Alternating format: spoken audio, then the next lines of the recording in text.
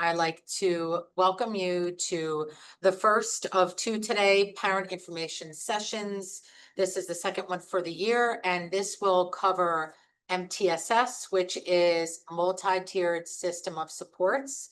I do know the last back to school night was yesterday, and each principal did discuss it at back to school nights. So a few questions have come up, and I would like to address some areas and further explain what our goals are for this year. Multi-tiered system of supports is a framework that many districts are using to really build in supports for all students. It's a framework that provides academic, behavioral, social, and emotional supports for all students. We use a lot of data in order to guide our instruction, guide our targeted instruction, and guide our interventions. And we also focus on prevention and early intervention with students. How it works, there are 3 tiers. Tier 1 is core instruction for all of the students that takes place in the classroom. So Tier 1 consists of goals that are set based off of data that we have. For the younger grades, we have DIBELS, we have iReady. For the older grades, we have iReady and New Jersey Student Learning Assessment data. So depending on the grade level, we take a look at all of our data. We compare it to areas that students need extra support in as a grade level, and that becomes our Tier 1 goal. Tier 2 goal is also completed in the classroom by the classroom teachers. It could be small group support, it could be one-on-one, it could be just differentiating the instruction to fit the different needs of the students in the full classroom.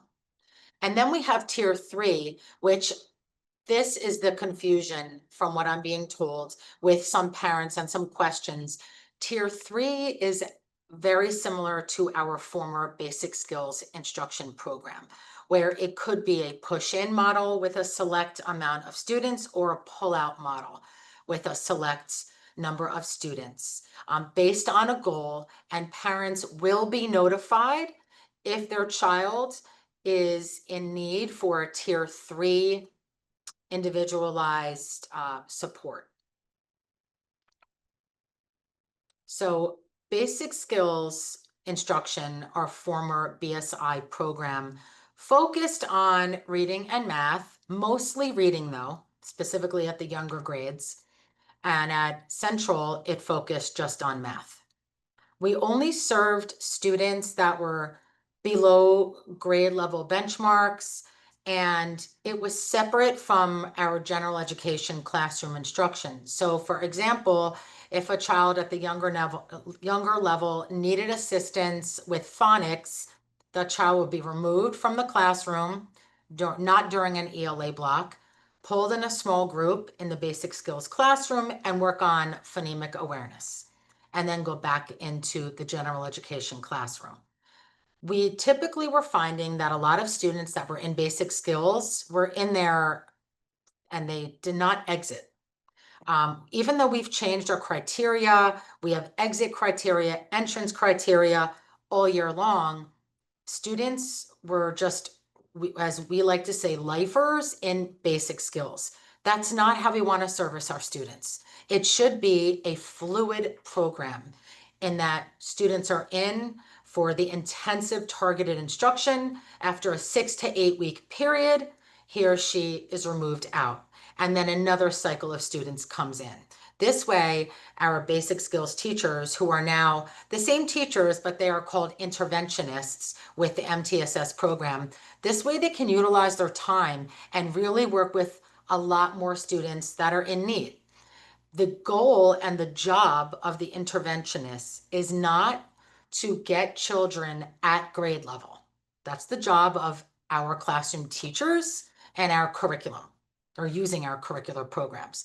The job of the interventionist is to close in some of the gaps so that the child can then build on that foundation for learning. Okay, some of the differences again. BSI as I said, really focused on reading and math, more reading though at the lower grades, upper grades, more math. It was sometimes push in, but really a pull out for most of the students. And it was a standalone program. They had intervention strategies.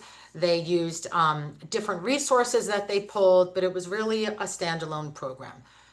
MTSS, the different levels, tier 1 and tier 2, supports all students because they are in the general education classroom at this time.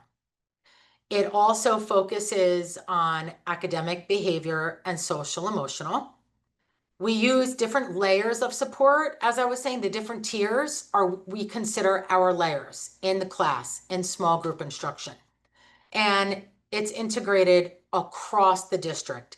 So every grade level, kindergarten all the way up through 8th grade, every subject. So grades 5 and up, it just because we're focusing on ELA and mathematics, the science and social studies teachers are involved as well. Why the change all of a sudden? So after years of looking at different data, we've noticed that our basic skills numbers were not decreasing. They were pretty stagnant, staying the same. And then we started to look at students that were in there from sometimes at the first grade level and are still in there at the middle school level. That's not, as I said in the previous slide, that's really not what we want for our students. We want to be able to fill in any gaps and then bring them back into the classroom so that they can add to the gaps and build on that foundation.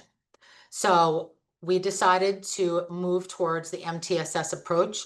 We did implement pieces of it last year, pieces of it meaning training for teachers, identifying data teams to review the data per grade level, special education teachers, interventionists, and our general education teachers, plus our full administrative team.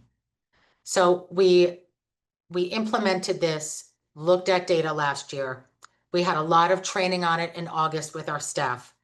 And now we are fully implementing multi-tiered system of supports. It provides a very much more comprehensive system of support for all students. It focuses on prevention and early help.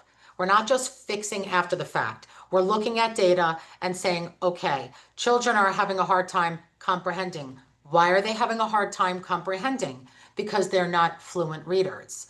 Why are they not fluent readers? It has to be phonemic awareness, building upon those skills.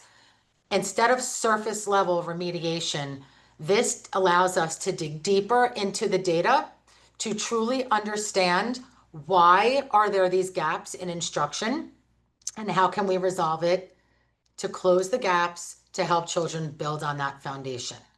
It ensures equity and consistency across all grade levels, and we're involving families in the understanding and supporting of the growth.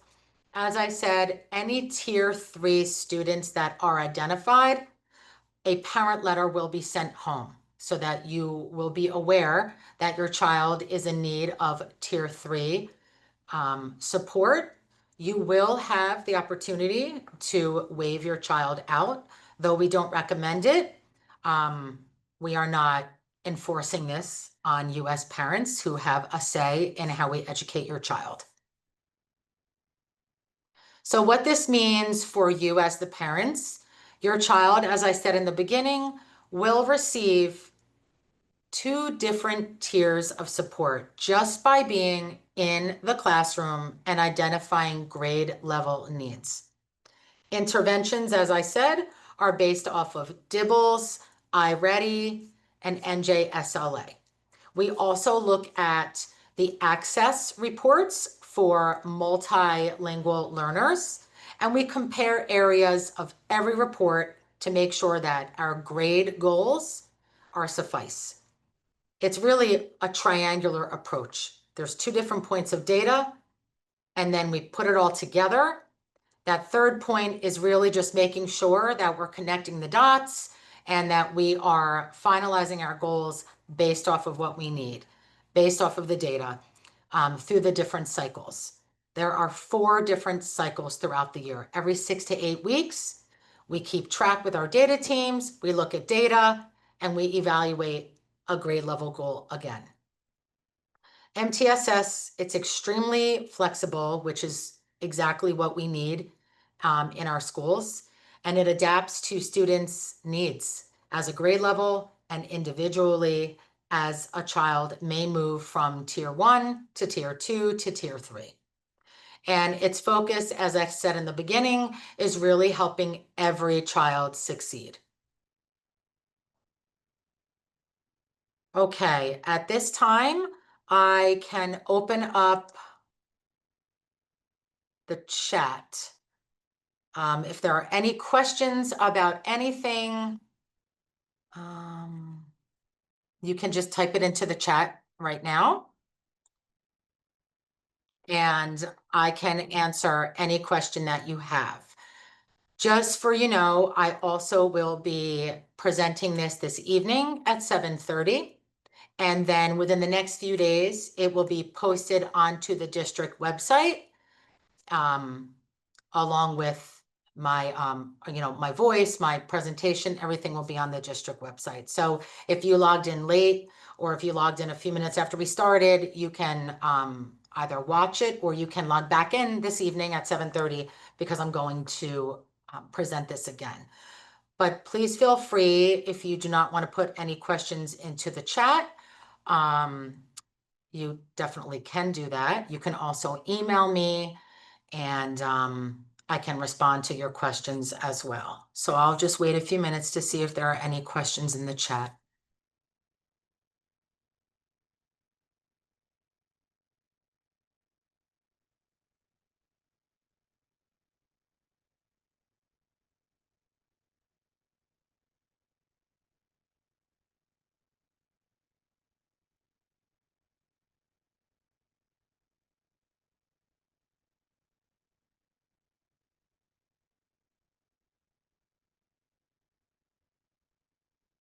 Okay, I don't see any questions. So again, thank you for attending. Please feel free to email me if you think of questions that you weren't able to think of now, maybe, or you want to get some more information.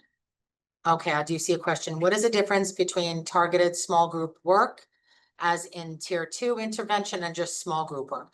So so the difference really, tier 1, the difference with tier 1, tier 2, and tier 3 is tier 1 and tier 2 are modifications that the teacher in the classroom is doing. That could be small group, it could be large group. A lot of our curricular programs start off in large group with an objective, and then we break up into centers. So it could be math centers or stations, it could be ELA, reading centers, writing stations, and it's more small group. Now, a tier 2 could look at students are off in their centers or in their stations, and a teacher takes a small group at a table and goes over a skill. And the difference with a tier 2 moving to a tier 3 is to either push in for a select amount of students that qualified based on their data, or a pull out into the interventionist classrooms to work on those skills. That's the difference.